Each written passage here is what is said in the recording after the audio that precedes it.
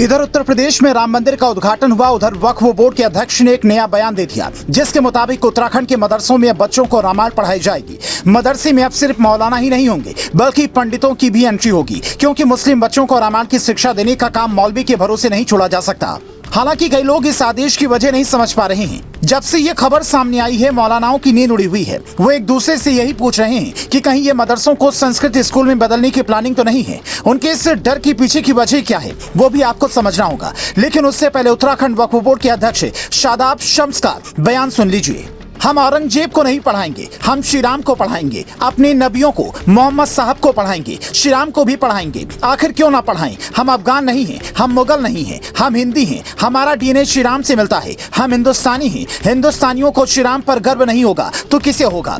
राम हमारे हैं, राम सबके हैं। इसीलिए हमने तय किया है कि जो मॉडर्न मदरसे बन रहे हैं, जो मार्च से शुरू होंगे, वहां पर हम श्री राम को पढ़ाएंगे। शादाब शम्स के इस बयान के बाद यह साफ हो गया कि बोर्ड के अंडर आने वाले सभी 117 मदरसों के बच्चे अब जय श्री राम बोलेंगे। और इसके पीछे की वजह यह है कि सभी मुस्लिम बच्चों को भी अपनी संस्कृति और इतिहास के बारे में जानना चाहिए। हालांकि कई मौलाना इस बात का विरोध भी जता रहे हैं। उनका तर्क है, जब रामायण उपलब्ध है, आजकल ऑनलाइन सारी जानकारियां मिलती हैं, तो फिर मदरसों में रामायण पढ़ाने का क्या मतलब है? अगर किसी मुस्लिम बच्चे को पढ़ना होगा तो वो ऑनलाइन भी पढ़ देगा। जिसकी रुचि होगी वो पढ़ेगा और जिसकी नहीं होगी वो नहीं पढ़ेगा। ये तर्क सुनने में थोड़ी देर के लिए वाजिब लगता है, लेकिन जरा सोचिए, कम उम्र में ही आपको औरंगजेब की बजाय श्री राम का चरित्र पढ़ा दिया जाए तो आपकी नींव कितनी मजबूत होगी। आप खुद सोचिए कि आप अपने बच्चों को क्या औरंगजेब की तरह बनाना चाहेंगे, जिसने अपने पिता को ही जेल में डाल दिया था, या फिर अपने बच्चे को श्री राम की तरह बनाना चाहेंगे, जिन्होंने पिता के वचन का पालन करने के लिए राजपाट छोड़कर 14 साल जंगल में बिताए, कई कष्ट सहे। आप किस धर्म को मानते हैं, फर्क इससे नहीं पड़ता,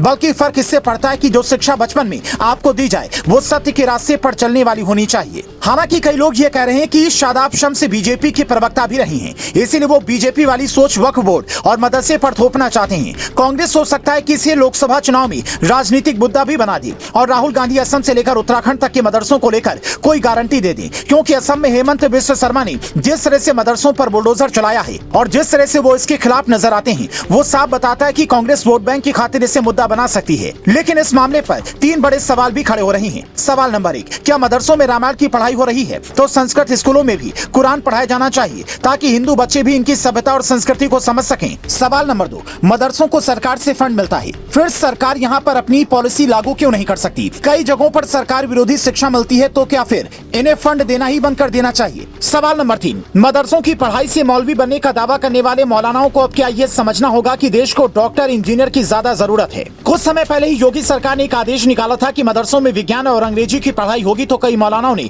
खुले दिल से इसका स्वागत किया था, पर तब भी कईयों ने विरोध जताया था। अब तय आपको करना है कि आपका बच्चा पढ़कर श्री राम सा बने या फिर औरंगजेब वाली शिक्षा हासिल करे। उत्तराखंड से आई इस खबर पर आपका क्या कहना है?